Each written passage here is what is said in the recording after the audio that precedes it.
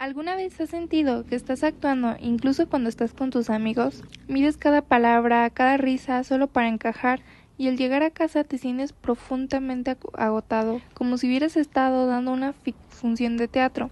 Esto tiene nombre y es más común de lo que crees. Se llama ansiedad de rendimiento social y surge porque el miedo al rechazo está grabado en nuestra biología. Durante miles de años, ser expulsado de la tribu significaba la muerte. Hoy ya no corremos ese peligro físico, pero nuestro cerebro sigue reaccionando como si cada conversación fuera una amenaza de supervivencia.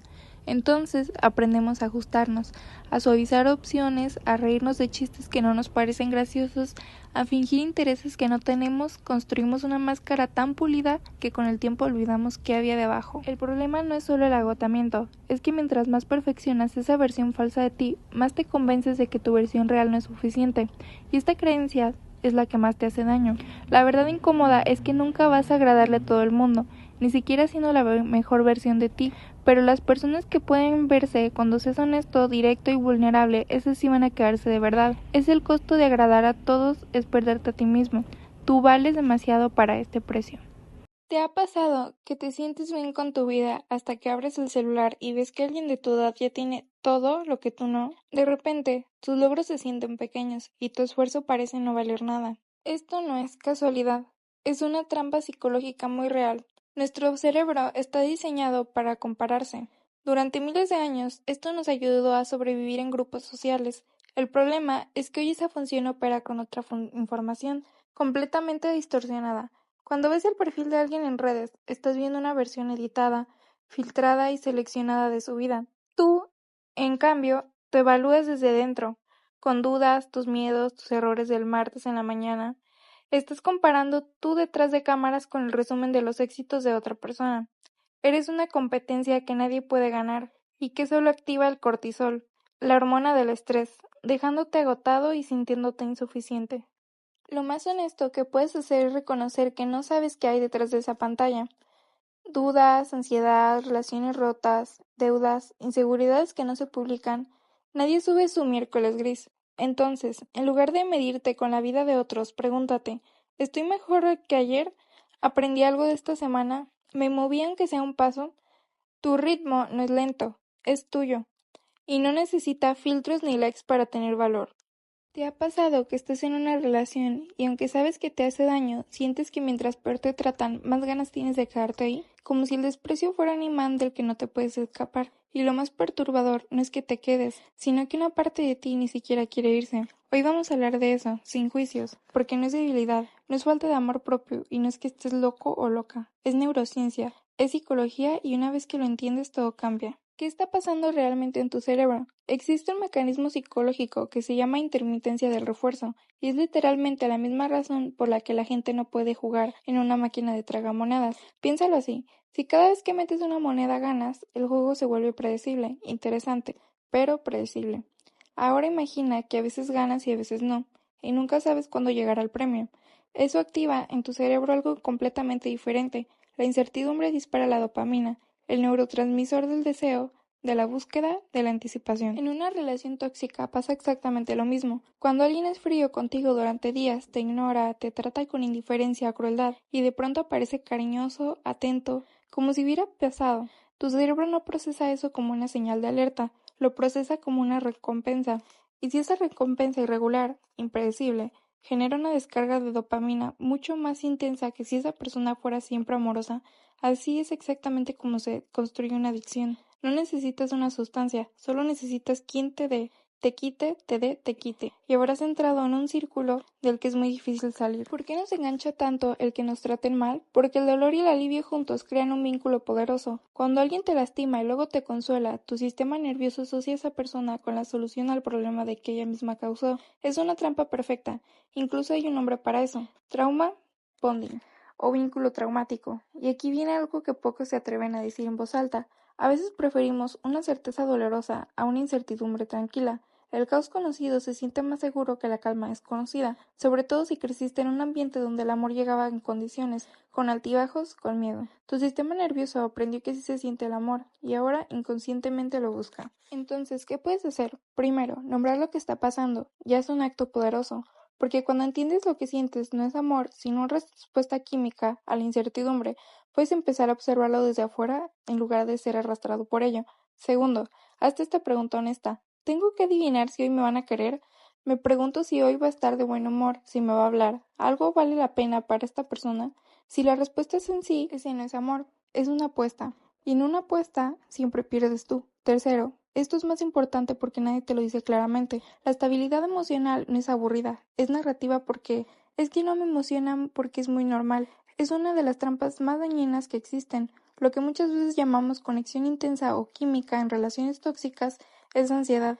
El sistema nervioso activado es la máquina de tragamonedas girando. Una relación sana se siente diferente, se siente como respirar, como tierra firme, y cuando nunca la has tenido eso, puede parecer poco, pero no lo es exactamente lo que mereces. Soltar no es fácil cuando tu cerebro está enganchado a la posibilidad de recompensa, pero el primer paso siempre es el mismo. Reconocer lo que te está lastimando no tiene el poder de amarte, solo tiene el poder de mantenerte esperando, y tú mereces mucho más que esperar.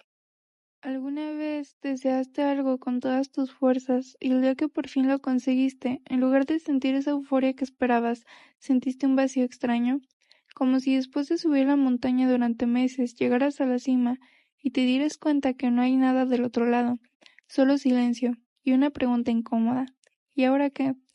Si esto te ha pasado, no estás roto, no eres ingrato. Tu cerebro está funcionando exactamente como fue diseñado. Y esto, paradójicamente, es el problema. Cuando persigues una meta, tu cerebro libera dopamina. Pero aquí está el dato que cambia todo. La dopamina no se libera cuando obtienes lo que quieres, se libera mientras lo estás buscando. Es la neurociencia de la anticipación. Tu cerebro está literalmente programado para enamorarse del proceso de caza, no de la presa. Esto se le llama intermitencia del refuerzo. Cada pequeño avance hacia tu meta, cada señal que está cerca, activa este sistema de recompensa. La incertidumbre lo potencia aún más. Por eso los videojuegos enganchan, porque las relaciones complicadas obsesionan, por eso el scroll infinito no termina nunca. Tu cerebro vive en una función de lo que podría pasar, no de lo que ya pasó. Entonces llegas a la meta, consigues el trabajo, el cuerpo, la pareja y el dinero, el reconocimiento, y el cerebro dice, misión cumplida, siguiente objetivo. La dopamina cae, el entusiasmo desaparece y tú te quedas mirando el logro pensando, ¿se suponía que esto me iba a cambiar la vida? Esto tiene nombre, adaptación hedónica. Tu sistema nervioso toma cualquier cambio positivo en tu vida y en cuestión de semanas o meses lo convierte en un nuevo punto de referencia. Lo que antes era un sueño, ahora es simplemente lo normal, y lo normal no emociona. El problema no es que sea difícil de satisfacer, el problema es que pusiste tu felicidad dentro de una caja con fecha de caducidad. Ahora viene la parte que nadie quiere escuchar, pero que cuesta oír. Tu felicidad depende de alcanzar la meta. Tu felicidad va a durar exactamente lo que tarda tu cerebro en adaptarse. Semanas en el mejor caso, días muchas veces. Y aquí no te voy a decir lo típico, disfruta el proceso como si fuera fácil, porque no lo es. Nadie disfruta naturalmente el proceso cuando es difícil, cuando te cansas, cuando dudas, cuando no ves resultados. Lo que sí puedes hacer es algo más honesto y más sostenible. Encontrar dentro del camino algo que valga la pena independientemente del destino. No estoy hablando de pasión, estoy hablando de algo más pequeño y más real. ¿Algún momento dentro de ese proceso que genuinamente no pese? Una parte del trabajo que fluye diferente, una conversación, una sensación, un tipo de problema que activa la verdad. Esto es lo que quieres cultivar, no el amor romántico al refuerzo, sino la capacidad de encontrar fragmentos de significado dentro del camino, suficientes para que el camino en sí tenga valor. Porque en el único valor está al final, entonces el 95% de tu vida que transcurre en el proceso va a sentirse como una sala de espera. El vacío que sientes después del éxito no es una señal de que fallaste, es una señal de que construiste tu identidad alrededor de una meta que ya no existe. La pregunta más importante es ¿cómo llego más rápido? Sino quién quiero ser mientras llego, porque al final lo único que realmente conservas no es el logro, es la persona en la que te conviertes mientras lo perseguías. ¿Alguna vez has sentido que estás actuando incluso cuando estás con tus amigos, que mides cada palabra, cada risa, cada reacción solo para encajar, y al final en casa te sientes profundamente agotado, como si hubieras estado dando una función de teatro durante horas? No es cansancio físico, es algo más pesado, es el agotamiento de no haber sido tú en todo el día. Si eso te resuena, quédate, porque lo que voy a contarte puede cambiar la forma en la que te relacionas contigo mismo y con los demás. Existe un fenómeno psicológico que pocos nombran con claridad, pero el que casi todos vivimos, la intermitencia del refuerzo social. Suena técnico, pero es brutalmente simple.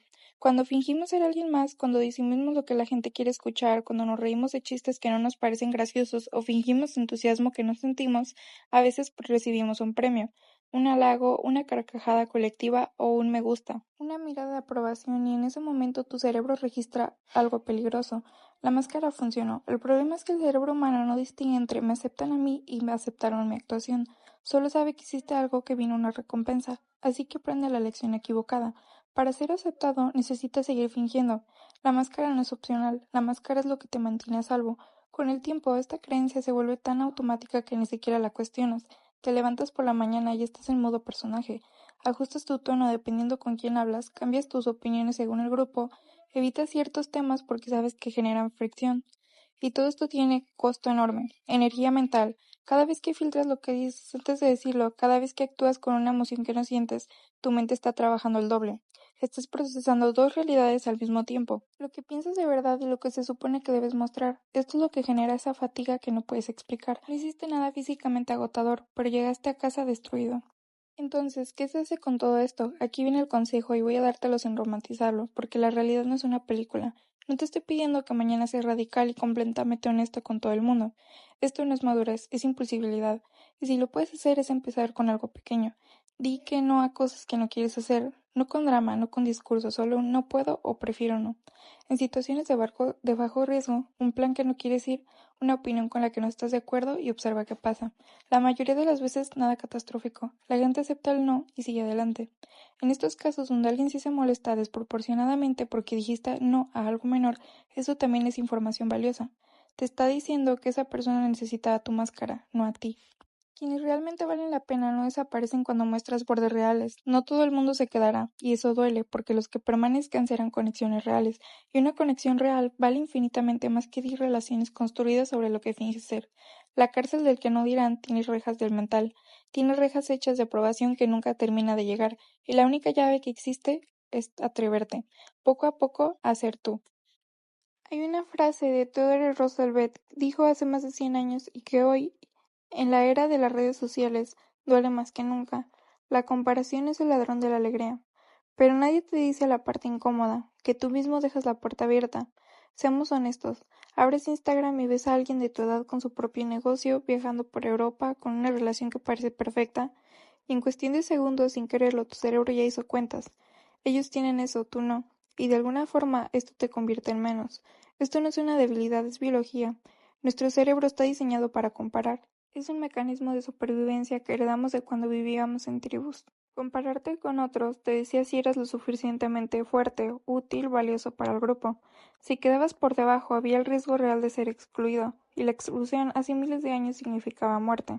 El problema es que el sistema antiguo ahora procesa con un volumen de información para el que no fue diseñado. Antes te comparabas con las 20 personas de tu aldea, hoy te comparas con millones, en tiempo real y además con sus versiones más editadas, filtradas y cuidadosamente seleccionadas.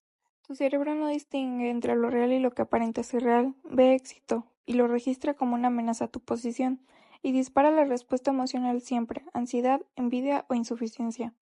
Pero aquí viene lo que nadie te quiere escuchar.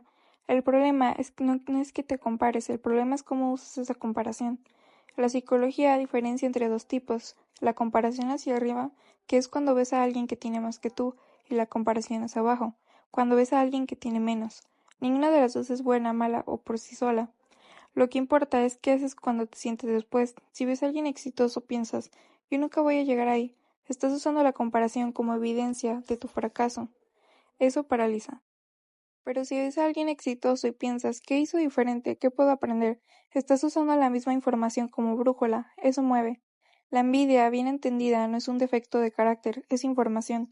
Te dice qué deseas. El error está en quedarte atrapado en el resentimiento en lugar de moverte hacia lo que la envidia te señala. Ahora, la parte que incomoda más. A veces nos comparamos no para mejorar, sino para castigarnos. Hay personas que usan la comparación como algo interno, como confirmación de una creencia más profunda, que no son suficientes, y si eso resuena contigo, no es un problema de autoestima, que se resuelve con afirmaciones positivas frente al espejo, es algo que merece atención real. ¿Qué puedes hacer de forma concreta? Primero, Nota cuando estás comparando procesos con resultados.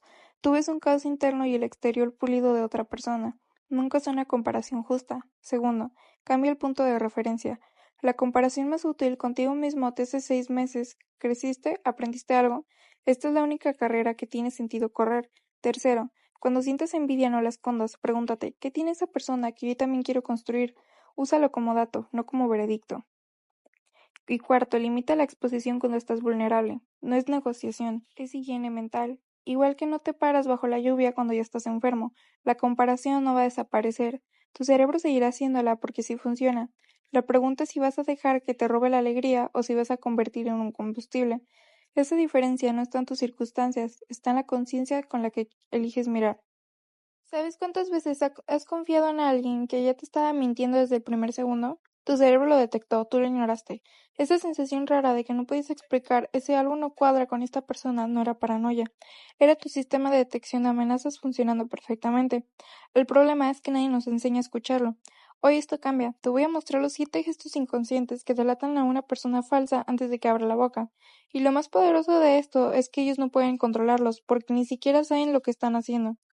1. La sonrisa no llega a los ojos. Una sonrisa genuina no solo mueve la boca, activa el músculo llamado orbicular, que es la que genera las arruguitas alrededor de los ojos. Ese músculo es casi imposible de activar de forma voluntaria. Entonces, cuando alguien te sonríe y sus ojos permanecen fríos, inmóviles, como apagados, esa sonrisa es una actuación, una máscara diseñada para caerte bien. Obsérvalo la próxima vez que alguien te salude con demasiado entusiasmo. 2. El contacto visual forzado. Mucha gente cree que los misteriosos evitan mirarte a los ojos, y los mentirosos también lo saben. Por eso los más hábiles hacen exactamente lo contrario. Te sostienen la mirada de forma exagerada, casi sin parpadear. Eres una mirada rígida, calculadora, en la que en lugar de transmitir confianza genera una incomodidad sutil, que no sabes de dónde viene. La mirada natural tiene pausas, tiene movimiento. La mirada forzada se siente como una trampa. 3. El microgesto de desprecio. Este es uno de los más difíciles de detectar porque dura menos de un cuarto de segundo. Es una comisura del labio que se eleva lentamente hacia un lado, casi como un medio smirk. Los investigadores en psicología lo llaman desprecio simétrico. Es la única emoción que se expresa de una forma unilateral en el rostro. Cuando alguien te lo muestra mientras habla, significa que por dentro está subestimando, juzgando o sintiendo superioridad sobre ti. Lo más peligroso suele parecer justo cuando te están halagando. 4. El autotoque excesivo. Frotarse el cuello, tocarse la cara repetidamente, jalarse la ropa, rascarse sin razón aparente. Estos gestos no son casualidad. Cuando el cerebro está construyendo una mentira o gestionando una emoción que intenta ocultar, el cuerpo necesita liberar esa tensión de alguna forma. El autotoque es una respuesta automática del sistema nervioso. Una persona relajada y honesta en una conversación no necesita tocarse constantemente. Su cuerpo está en calma porque su mente también lo está. 5. El lenguaje corporal contradice las palabras. Dice, cuenta conmigo para lo que necesites, y tiene los brazos cruzados, el cuerpo ligeramente girado, la mandíbula tensa. Aquí una regla básica en la psicología del comportamiento. Cuando las palabras y el cuerpo no dicen lo mismo, siempre crea el cuerpo. El lenguaje verbal es consciente y puede manipularse fácilmente. El lenguaje corporal es mayormente automático. Por eso esa persona puede ensayar perfectamente lo que va a decir, pero no puede ensayar cómo lo va a decir con su cuerpo. 6. La pausa antes de responder a preguntas simples. Si le preguntas a alguien, ¿fuiste al lugar que te dije? Tarda 3 segundos en responder. Esa pausa no es porque esté recordando, es porque está eligiendo qué versión de su historia contarte. Las respuestas honestas ante preguntas simples, inmediatas y fluidas, la demora excesiva, especialmente acompañada de un desvío de la mirada hacia arriba, indica que el cerebro está en modo construcción, en modo memoria. 7. Los pies apuntan hacia la salida. El cuerpo siempre quiere escapar de lo que la mente finge disfrutar. Puedes controlar tu expresión facial, puedes controlar tus palabras, incluso puedes controlar tu tono de voz, pero muy poca gente controla conscientemente hacia dónde apuntan sus pies. En una conversación cara de alguien que está hacia ti, pero tus pies están orientados hacia la puerta, hacia otro lado, su cuerpo ya tomó la decisión de irse, solo está esperando el momento para hacerlo. Ninguno de estos gestos por sí solo es una sentencia, pero cuando empiezas a ver 2, 3, 4 de ellos en la misma persona, tu instinto ya no es paranoia, es información. La próxima vez que algo se sienta raro, ya sabes exactamente qué buscar. ¿Qué pasaría si te dijera que en los primeros 7 segundos de conocer a alguien, tu cerebro ya tomó una decisión sobre esa persona? No en minutos, después de una conversación, en segundos, y lo más inquietante, esa decisión casi nunca cambia. Ahora voltea eso hacia ti. Cada vez que entras a una habitación, cada vez que abres la boca, cada vez que alguien te mira por primera vez, ya te están juzgando. La pregunta no es si pasa, la pregunta es, ¿estás aprovechando esos segundos o los estás desperdiciando? Hoy te voy a enseñar lo que la psicología social lleva décadas estudiando sobre la confianza instantánea. No trucos baratos, no manipulación, ciencia aplicada en la vida real. Lo primero que necesitas entender es esto: la confianza no se construye con palabras, se construye con señales. Tu cuerpo habla antes de que abras la boca, y el cerebro de la otra persona lo interpreta de forma automática, sin que ninguno de los dos lo note inconscientemente. Los investigadores Albert Mindvan y más tarde Paul Ekman demostraron que la mayor parte del impacto emocional de una interacción viene del lenguaje no verbal: tono de voz, postura, contacto visual, gestos. Las palabras son la capa superficial, lo que genera confianza está debajo. ¿Qué significa esto en la práctica? Que puedes decir las palabras correctas y aún así generar desconfianza si tu cuerpo está cerrado. Si evitas la mirada, si tu voz suena tensa, el cerebro humano evolucionó para detectar amenazas. Y una persona que se mueve con nerviosismo, que no sostiene la mirada, que ocupa poco espacio, activa alarmas primitivas, no relacionadas. Primitivas. Entonces, ¿qué hace alguien que genera confianza de forma casi inmediata? Primero, presencia física abierta. No hablo de ser dominante ni intimidante. Hablo de no encogerte hombros hacia atrás, respiración pausada, movimientos lentos y deliberados. Las personas que se sienten seguras de sí mismas no tienen prisa de su lenguaje corporal, y eso se contagia. Cuando tú estás regulando, el sistema nervioso de la otra persona también se regula. Segundo, el contacto visual sostenido, pero humano. Hay una diferencia entre mirar a alguien a los ojos y clavarle la mirada como si quisieras leerle el alma. Lo primero genera conexión, lo segundo genera incomodidad. El punto exacto está en sostener la mirada con calidez, parpadear de forma natural y romper ocasionalmente hacia los lados. No hacia abajo. Romper la mirada hacia abajo comunica sumisión o inseguridad. Hacia los lados comunica que estás pensando. Tercero, y este es el que más subestima a la gente, el espejo emocional. Los seres humanos confían en quienes aparecen a ellos, no en apariencia física, en el ritmo, en tono y en energía. Si alguien habla despacio y tú llegas con la energía acelerada, hay fricción. Si alguien está en un estado emocional tranquilo y tú entras en modo urgencia, hay fricción. La fricción bloquea la confianza. Lo que hacen las personas magnéticas de forma instintiva es calibrar. Ajustan su velocidad al hablar, su volumen, su tono. Esto no es falsedad, es inteligencia social. Ahora viene la parte que nadie te dice. Nada de esto funciona si hay algo que estás ocultando. Y no me refiero a secretos oscuros. Me refiero a que el cerebro humano es extraordinariamente bueno detectando incongruencia. Cuando lo dices no coincide con lo que sientes. Hay una fuga, una microexpresión, una tensión en la voz, algo. La confianza real no se construye con técnica sola, se construye desde un lugar de autenticidad. Las técnicas que te di hoy funcionan porque amplifican lo que ya eres, no porque convierten a alguien más. Si las usas para manipular, eventualmente se nota. Si las usas para comunicar mejor lo que genuinamente eres, se vuelven una extensión natural de ti. La habilidad más poderosa que puedes desarrollar no es hablar bien, no es ser inteligente, es hacer lo que la gente sienta segura a tu lado. Porque en un mundo donde todo el tiempo estamos evaluando si alguien nos amenaza o aliado, la persona que genera calma genuina se vuelve literalmente imparable. Ahora ya sabes cómo funciona. La pregunta es ¿qué vas a hacer con esto? ¿Alguna vez saliste de una conversación sintiéndote usado, manipulado o simplemente perdiste sin saber cómo? No fue casualidad. Alguien sabía exactamente lo que estaba haciendo y ibas a aprender qué fue. Esto te lo voy a enseñarte que no encontrarás en los libros de autoayuda. No es sea amable, no es escucha activamente, no es sonríe más. Es la capa que está abajo de todo eso. Lo que pocos conocen y casi nadie habla abiertamente porque quien lo domina tiene una ventaja real sobre los demás. Se llama control del marco conversacional y es la técnica más poderosa de la psicología social aplicada al poder interpersonal. ¿Qué es el marco conversacional? Cada conversación tiene una realidad invisible que la gobierna, una especie de terreno mental sobre el que ambas personas se mueven. Este terreno define quién lidera, quién sigue, quién convence y quién cede. A este terreno de los psicólogos lo llaman marco, en el que controla el marco, controla la conversación, y el que controla la conversación, controla el resultado. Aquí viene lo que nadie te dice. En toda interacción humana, los marcos colisionan, y automáticamente uno de los dos gana. La pregunta no es si esto ocurre, la pregunta es si tú eres consciente de ello o no. La primera técnica, no validar el marco ajeno. Cuando alguien te dice algo diseñado para ponerte a la defensiva, como una crítica, una pregunta trampa o una afirmación de que te obliga a justificarte, la respuesta instintiva es defenderte. Error, grave error. Defenderte significa que aceptaste tu marco y entraste a su terreno, y desde ahí ya perdiste. Los comunicadores más poderosos nunca se defienden, en cambio, reencuadran. Toman la pregunta o la crítica y la devuelven desde otro ángulo, uno que ellos eligieron. Ejemplo real, alguien te dice, ¿no crees que tu idea es demasiado arriesgada? La respuesta defensiva es explicar por qué no lo es. La respuesta de alguien que domina el marco es, interesante que lo ves así. ¿Qué defines tú como riesgo aceptable? De repente, el otro está respondiendo.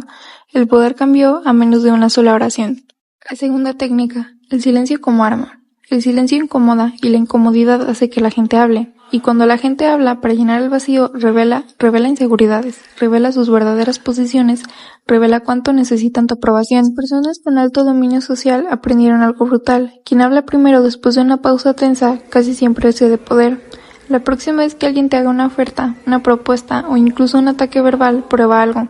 No respondas de inmediato. Sostén el silencio 3, 5, 7 segundos. Mira lo que pasa. El otro comenzará a llenar ese espacio y generalmente llenará tu valor. Tercera técnica, etiquetado emocional estratégico. Esta viene directamente de las técnicas de negociación del FBI. Se llama etiquetado. Consiste en nombrar en voz alta lo que la otra persona está sintiendo antes de que ellos lo hagan. Parece que esto te genera cierta frustración. Noto que hay algo que te genera dudar lo que dije. ¿Por qué funciona? Porque el cerebro humano, cuando siente que fue comprendido, baja la guardia, literalmente. La amígdala, que es el centro de defensa emocional del cerebro, reduce su activación cuando alguien nos nombra con precisión. Y una persona con la guardia baja es una persona que escucha, que cede, que confía. No porque la estés engañando, sino porque lograste conectar a un nivel que muy pocos alcanzan. Lo que nadie te dice al final, estas técnicas funcionan, son reales, están respaldadas por décadas de investigación en psicología social, negociación y comportamiento humano. Pero aquí está la parte de los videos de poder oscuro que nunca incluyen. El dominio conversacional real no se construye para manipular, se construye para no ser manipulado, para entrar a cualquier sala, negociación o conversación difícil, sabiendo que exactamente qué está pasando debajo de la superficie. La persona verdaderamente poderosa no necesita que los demás pierdan, solo necesita nunca perder sin saberlo, y ahora tú ya sabes. Hay algo que nadie te va a decir en tu cara, ni tus amigos, ni tu familia, ni tus compañeros de trabajo. Pero yo sí te lo voy a decir hoy, porque prefiero que te incomode 2 minutos a que sigas cometiendo el mismo error el resto de tu vida. La razón por la que muchas veces la gente te ignora no tiene nada que ver con tu personalidad. No es que seas aburrido, no es que no tengas nada interesante que decir, es algo más primitivo, más automático y más brutal que todo eso. Es tu cuerpo, es la forma en la que entras a un cuarto, en la que te sientas, en la que miras a los ojos, o más exactamente en la que evitas hacerlo. Y lo peor de todo es que tú ni siquiera lo notas. El cerebro humano toma decisiones sobre otras personas en menos de 100 milisegundos. Antes de que abras la boca, antes de que digas tu nombre, la gente ya decidió inconscientemente si eres alguien interesante o alguien que pueden ignorar. Esto no es opinión, es neurociencia, se llama el efecto de primacía no verbal, y básicamente significa que tu cuerpo habla antes que tú, más fuerte que tú, y muchas veces en tu contra. ¿Cuáles son las señales que hacen que la gente te descarte sin darte cuenta? Primera señal, los hombros hacia adentro. Cuando caminas o te sientas con los hombros caídos y el pecho hundido, tu cuerpo está comunicando una sola cosa, sumisión, no debilidad de carácter, ojo, sino una señal evolutiva de alguien que no representa una presencia. El cerebro social del otro lee como esta persona no ocupa espacio en el mundo y actúa en consecuencia, pensando en la mirada de largo. Segunda señal, evitar el contacto visual. Este es el error más común y el más devastador. Cuando alguien habla contigo y tú miras al suelo, al techo, al teléfono, en cualquier dirección menos a sus ojos, estás disparando una alarma social. No comunicas timidez, comunicas desinterés o inseguridad extrema. Y ninguna de las dos invita a alguien que quiera seguir interactuando contigo. El contacto visual sostenido entre el 60 y 70% del tiempo es la diferencia entre una conversación que conecta y una que muere en 30 segundos. Tercera señal, el espacio que ocupas. La gente cree que ser ignorada tiende a hacerse pequeña. Se sientan en la orilla de la silla, cruzan los brazos, juntan las piernas, recogen sus cosas para no molestar. Eso creen que es ser considerados o discretos. En realidad se lee como alguien que no cree merecer estar ahí, y socialmente la gente trata exactamente como tú crees merecer que te traten.